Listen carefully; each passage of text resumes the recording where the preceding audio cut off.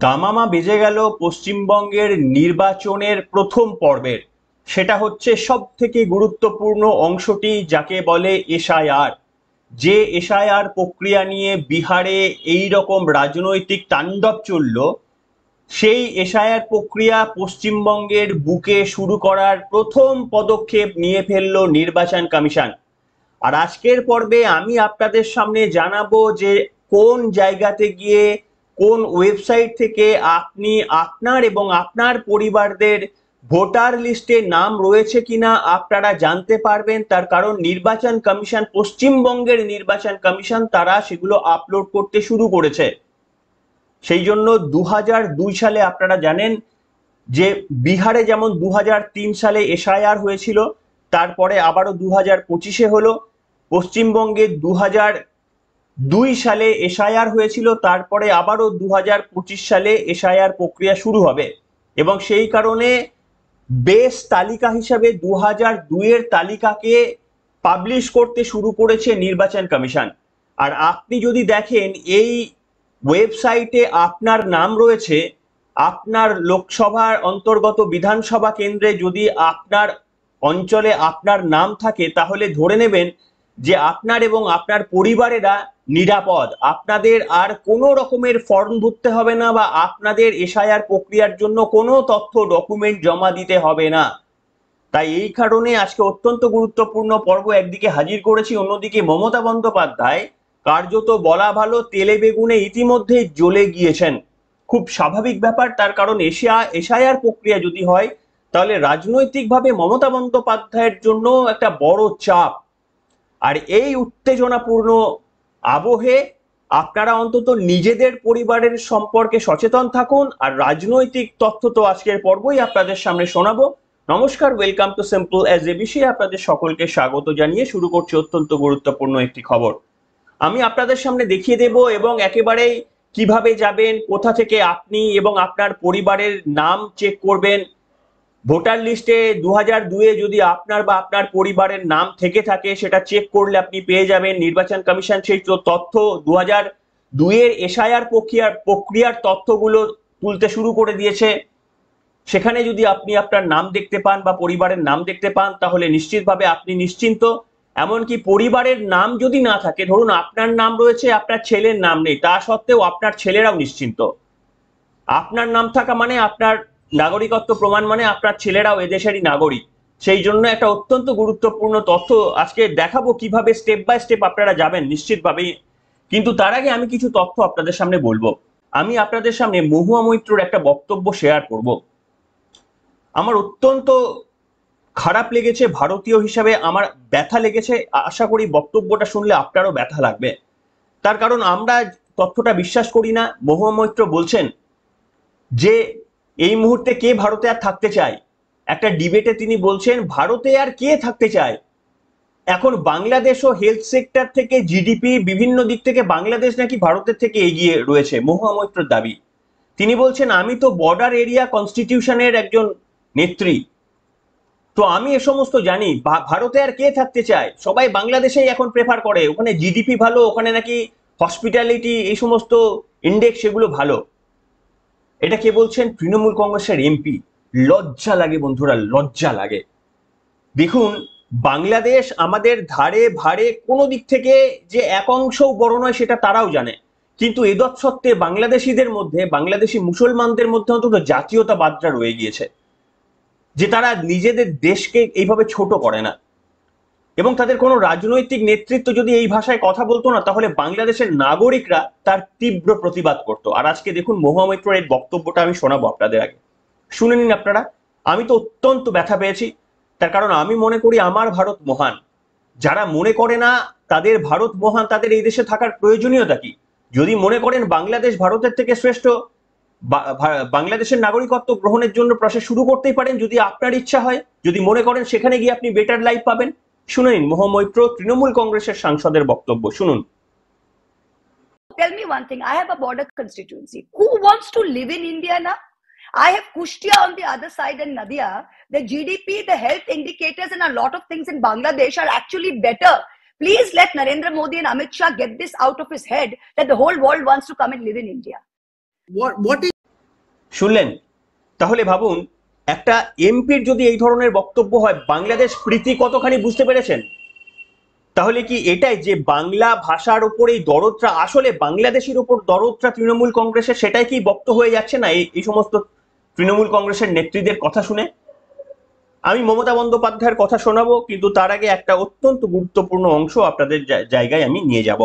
সেটা হচ্ছে, দেখুন, আপনারা সকলেই জানতে চান যে এসআইআর প্রক্রিয়া কার্যত সেটা শুরু হয়ে গিয়েছে, যদিও অফিসিয়ালি অ্যানাউন্স করা হয়নি, কিন্তু এদৎ সত্ত্বেও এই বিশেষ নিবিড় সমীক্ষার কাজ শুরু যে হয়ে গিয়েছে তার প্রমাণ হচ্ছে একটা ওয়েবসাইট, যেটা chief electoral officer, West Bengal chief electoral অফিসারের অফিসিয়াল সাইটে, সেখানে একটা তথ্য প্রকাশ্যে এসেছে। আমি আপনাদের সামনে দেখাচ্ছি। আপনারা কি করবেন, কিভাবে এটা পেতে পারেন? আপনারা একটা ওয়েবসাইট লিখে নিন, সেটা হচ্ছে ceo.westbengal.nic.in। সিইও মানে হচ্ছে চিফ ইলেকটোরাল অফিসার, এর অধ্যক্ষরগুলো নিয়ে সিইও, ceo.westbengal.nic.in, এটা টাইপ করলেই আপনারা দেখতে পারবেন। এবার আপনাদের সামনে আমি একটু একটু করে দেখাচ্ছি কিভাবে করবেন। এখানে দেখুন, আপনারা দেখতে পাচ্ছেন যে এখানে একটা উপরে লেটেস্ট নিউজ বলে একটা স্ক্রল যাচ্ছে, এবং সেই স্ক্রলে আপনি দেখতে পাচ্ছেন এইখানে দেখুন ইলেকটোরাল রোল অফ এসআইআর 2002 দেখতে পাচ্ছেন আপনারা। Electoral roll of SIR 2002 remaining ACs will be updated soon. অর্থাৎ সবগুলো কনস্টিটিউশনের জন্য আপডেট হয়নি, কিন্তু তা সত্ত্বেও তারা আপডেট করতে শুরু করেছে। 2002 সালে যে এসআইআর ছিল, আপনারা চেক করবেন যে আপনার নাম রয়েছে কিনা। আপনার নাম থাকা মানে আপনার পরিবারদের নিশ্চিন্তি। দেখুন, আপনি প্রথমে এটা ক্লিক করবেন। এটাকে যদি ক্লিক করেন তাহলে আরো একটা পেজ ওপেন হবে, এবং সেই পেজে আপনি দেখতে পাচ্ছেন লেখা রয়েছে ইলেকটোরাল রোল 2002 ভোটার লিস্ট। এখানে ভোটার লিস্ট আপনাদের ডিস্ট্রিক্ট ওয়াইজ ভোটার লিস্ট পেয়ে যাবেন। এখন সব ডিস্ট্রিক্ট ইনক্লুড হয়নি, যেমন বর্ধমান আমি দেখতে পাচ্ছি, পূর্ব বর্ধমান, পশ্চিম বর্ধমান, এগুলো ইনক্লুড হয়নি, আরো অনেক কিছু অনেক ইনক্লুড হয়নি, কিন্তু যেগুলো ইনক্লুড হয়েছে সেগুলো দেখবেন, আর বাকিগুলো খুব সত্তর ইনক্লুডেড হয়ে যাবে।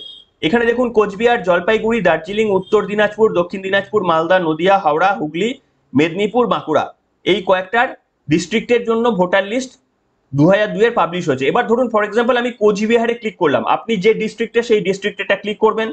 আমি কোচবিহারটা ক্লিক করলাম। এবার কোচবিহারের দেখুন, এবার দেখতে পাচ্ছেন আপনারা এখানে কোচবিহারের যে সমস্ত বিধানসভা ভিত্তিক অঞ্চলগুলো রয়েছে, যেমন হচ্ছে মেকলিগঞ্জ, শীতলকুচি, মাথাভাঙা, কোচবিহার নর্থ, এরকম সবগুলোতে, সিতাই, সবগুলো অংশ দেওয়া রয়েছে। যে কোন আপনার জন্য যেটি প্রযোজ্য সেটিতে আপনি ক্লিক করবেন। ফর এক্সাম্পল আপনি মেকলিগঞ্জের ভোটার, আপনি মেকলিগঞ্জে গিয়ে যদি ক্লিক করেন তাহলে এখানে দেখতে পারবেন যে এইখানে আবার পোলিং স্টেশন, প্রত্যেকটা পোলিং স্টেশনের নাম লেখা রয়েছে। এবার আপনি আপনার পোলিং স্টেশন জানেন, কোন জায়গায় আপনি ভোট দেন, কোন স্কুলে গিয়ে ভোট দেন সেটা জানেন। সেখানে গিয়ে এই ডান দিকে দেখুন ফাইনাল রোল বলে একটা দেখা যাচ্ছে। এই ফাইনাল রোলের হাইপার লিঙ্কে যদি আপনি ক্লিক করেন তাহলে একটা পিডিএফ ওপেন হয়ে যাবে, এবং সেখানে 2002 সালের পশ্চিমবঙ্গের ভোটার লিস্ট সেখানে পেয়ে যাবেন। আপনি যদি তলার দিকে আসেন, সেখানে প্রত্যেকের নাম দেওয়া রয়েছে। এখানে যেমন রয়েছে জ্ঞানেন্দ্র অধিকারী, জগদীশ অধিকারী, সুন্দর অধিকারী, ফরেন অধিকারী, সুমিত্রা অধিকারী, এরকম পরপর পরপর পরপর কত বয়স ছিল ওই সময়, আপনাদের পরিচয়পত্র, আপনার ভোটার কার্ডের যে নাম্বারটা সেইটা পর্যন্ত লেখা রয়েছে। এরকম সবকিছু আপনি দেখে নিতে পারেন। এটা দেখে নিলে কি হবে, আপনি নিশ্চিত হয়ে গেলেন যে 2002 আপনার নাম রয়েছে, মানে আপনার ছেলের জন্য আর চিন্তার কিছু নেই, নতুন করে কোনো ফর্ম ভরতে হবে না। কিন্তু এখানে প্রশ্ন হচ্ছে, যদি যাদের এই লিস্টে নাম থাকবে না তাদেরকে কিন্তু প্রমাণ দিতে হবে। ঠিক আছে, ধরুন আপনার বয়স হচ্ছে এখন ফর এক্সাম্পল 22 বা 26, ধরুন এই মুহূর্তে আপনার বয়স হচ্ছে 20 বা 21 বছর। কেন 21 বছর বললাম বা 22 বছর বললাম, কারণ এটা হচ্ছে 23 বছর পর পশ্চিমবঙ্গে, অর্থাৎ এটা হওয়ার পর যাদের জন্ম হয়েছিল, যাদের এখন 21 বছর 20 বছর বয়স, তারা চিন্তা করার কোনো কারণ নেই, বা আপনারা বাবা হয়ে চিন্তা করার কোনো কারণ নেই। তার কারণ হচ্ছে আপনার নাম যদি এই লিস্টে থাকে, যে লিস্টটা দেখালাম, তাহলে আপনার সন্তানরা, আপনার সম্পর্কিতরা, তারা কিন্তু এই আপনার থ্রু দিয়ে তাদের এই ভোটার লিস্টে নাম উঠে যাবে, এবং তাদের নাম ওঠার জন্য নতুন করে ফর্ম ফিল আপ করতে হবে না। প্রবলেম হচ্ছে যাদের এই লিস্টে নাম নেই তাদেরকে কিন্তু প্রমাণ দিতে হবে। কেন প্রমাণ দিতে হবে? তার কারণ আপনাকে তো প্রমাণ করতে হবে যে আপনি এদেশের নাগরিক। এবং এই দেশের নাগরিক প্রমাণের জন্য 11টি ডকুমেন্টের কথা আমি আগেই বলেছি। যারা দেখেননি, এই 2-3 দিন আগেকার একটা ভিডিও দেখে নেবেন, আমার চ্যানেলে গিয়ে একেবারে লেটেস্ট ভিডিও দিয়ে সার্চ করে দেখবেন। 2-3 দিন আগেকার একটা ভিডিও, আমি 11টি ডকুমেন্টের কথা বলেছি। এই 11টি ডকুমেন্টের মধ্যে একটি বা দুটি যদি আপনি দেখাতে পারেন নির্বাচন বিএলও আধিকারিকদের, তাহলে কিন্তু আপনার আর কোনো চিন্তার কারণ নেই। তবে চিন্তার একটাই কারণ হচ্ছে, মমতা বন্দ্যোপাধ্যায় মুখ্যমন্ত্রী এত সহজে ছেড়ে দেবেন না। তিনি গত দিনে একটা প্রশাসনিক বৈঠক করেছিলেন এবং সেই বৈঠক থেকে পরিষ্কারভাবে বিওলেদের উদ্দেশ্যে কার্যত হুঁশিয়ারি বার্তা দিয়েছেন, এবং বার্তাটা ছিল ইলেকশন কমিশনের কাছে। কি সেই বার্তা?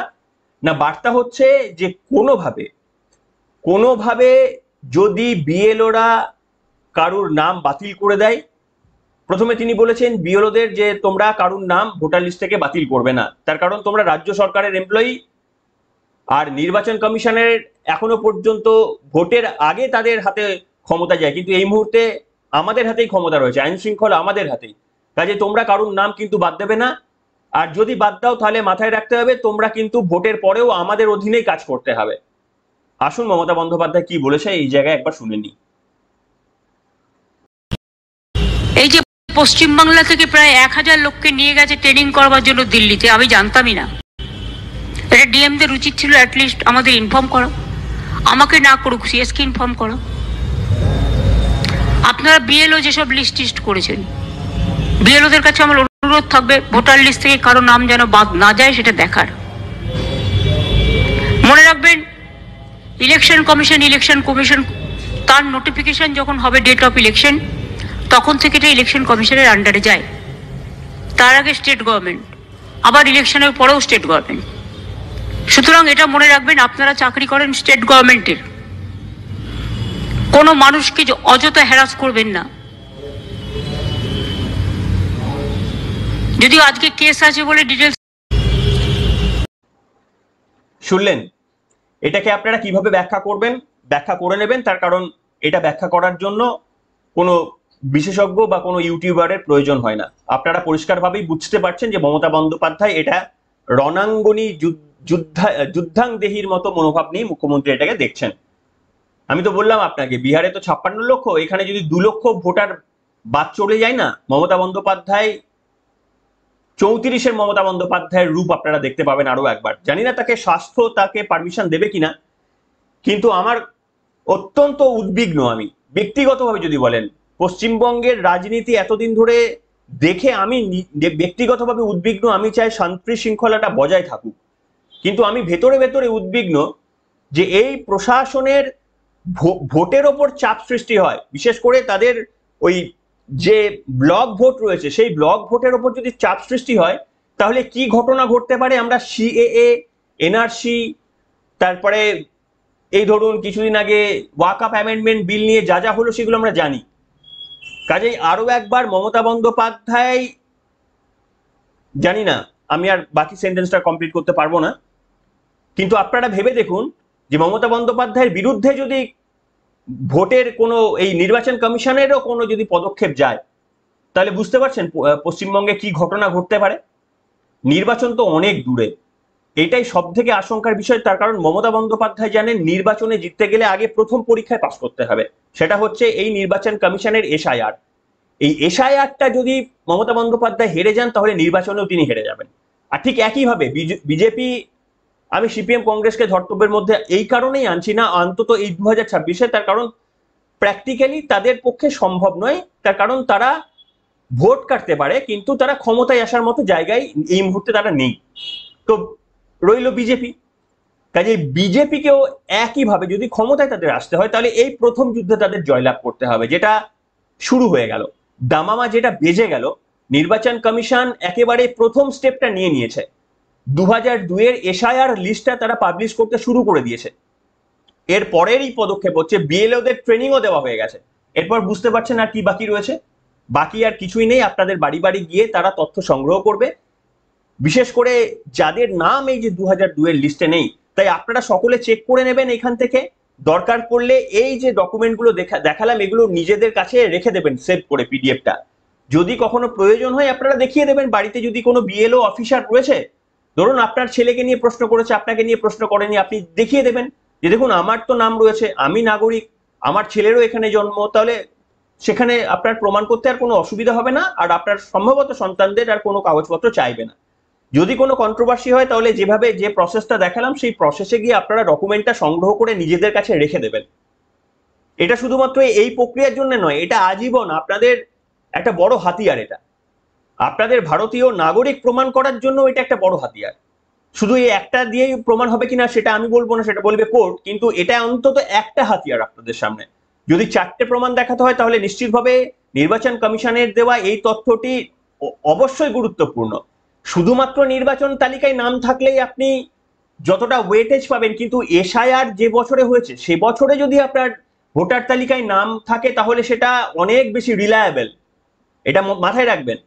আপনি যে কোনো একটা আরবিটারিতে, মানে যে কোনো একটা আরবিটারি ইয়ারে গিয়ে যদি বলেন যে এটা আমার ভোটার কার্ড আর এটা হচ্ছে ভোটার তালিকা আমার নাম রয়েছে বলে আমি ভারতীয়, সেটা যত না গুরুত্বপূর্ণ যে বছর এসআইআর হচ্ছে, অর্থাৎ 2002 সাল, তারপরে আবার 2025-এ এই এসআইআর প্রক্রিয়া যে সালে হচ্ছে সেই সালের ডকুমেন্টে যদি আপনার বা আপনার পরিবারের নাম থাকে তাহলে তারও পরে এরপরে যখন এসআইআর হবে তাহলে সেখান থেকেও আপনি বা আপনার পরিবার বা যারা এখনো ভোটার লিস্টে নাম ওঠেনি অথচ আগামী দিনে এসআইআর প্রক্রিয়ার আগে যাদের নাম উঠে যাবে তাদেরও কিন্তু এখান থেকে মুক্তি পেয়ে যাবেন।